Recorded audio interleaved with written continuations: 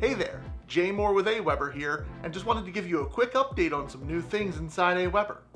Introducing Aweber's vertical navigation bar. So now it's easier than ever to get around your Aweber account. You can even minimize it to move it out of the way and create even more space, and still have access to all the great features. So to look up your different lists, it's just moved over to that drop-down menu at the top here. And you'll notice that some of these options have a caret next to them where you can expand and go to each individual section.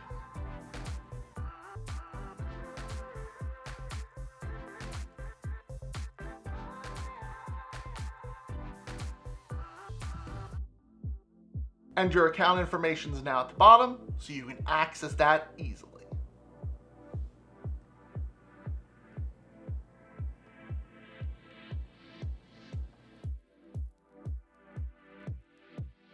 We're constantly striving to improve Aweber to make it easier for you to be successful with email marketing.